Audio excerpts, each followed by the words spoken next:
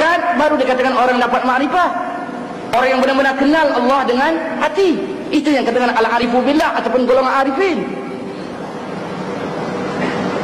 Kita ni baru al-alimu billah, ilmu dengan akal.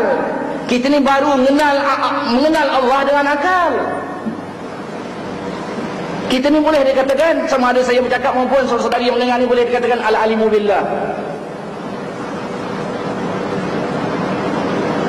Alim dengan Allah artinya mengetahui Allah itu, kenal Allah itu dengan akal dia baru. Bila kita kenal Allah dengan akal, tak ada takutnya, tak ada gerunnya, tak ada gentarnya, tak ada asyiknya, tak ada cintanya dengan Allah, tak ada rasa hebat. Sebab kita baru kenal dengan akal.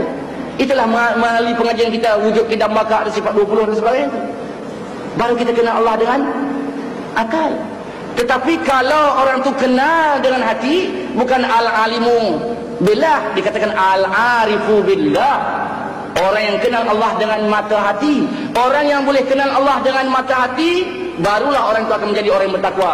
Baru orang itu boleh kontrol diri. Barulah orang itu boleh dapat melaksanakan perintah Allah sungguh-sungguh perlu dan sunat. Barulah orang itu benar-benar dapat meninggalkan perkara yang dilarang oleh Allah, sama ada yang haram maupun yang makruh. Kenapa dia dah kenal Allah dengan hati? Sebab rasa takut dengan Allah dah ada, rasa gerun dengan Allah dah ada, rasa cinta dengan Allah dah ada, rasa tadaruk, rasa rendah diri kepada Allah sudah ada, rasa hatinya sentiasa sedar yang Allah melihat dia saja dah ada. Sebab itu dia boleh kontrol diri ni. Sebab itu kuat dia melaksanakan perintah-perintah Allah, kuat dia menjauhi larang-larang Allah. Tetapi kalau kita masih kenal Allah dengan akal saja, yang kata al-alimu billah, alim langit macam mana sempurna hafaz Quran tu, ratusan ribu lah hadis hafal, macam kita ada lah. Tapi peringkat awal, perlu saya ingatkan, peringkat awal kena kenal Allah dengan ilmu. Mestilah melalui ilmiahnya untuk mensahkan akidah kita, untuk mensahkan iman kita. Tetapi tak cukup diletak di situ saja.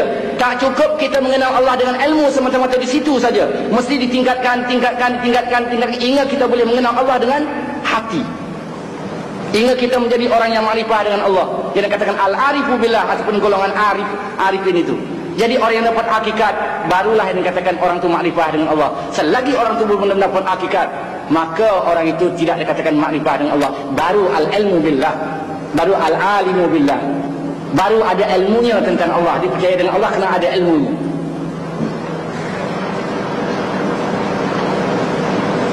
Jadi orang yang sampai dapat hakikat, barulah orang itu nampak berakhlak dalam kehidupannya, berakhlak kepada Allah, berakhlak semua manusia.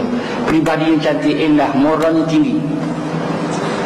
Saudara-saudari para hadirin yang sekalian, saya tambah sikit lagi.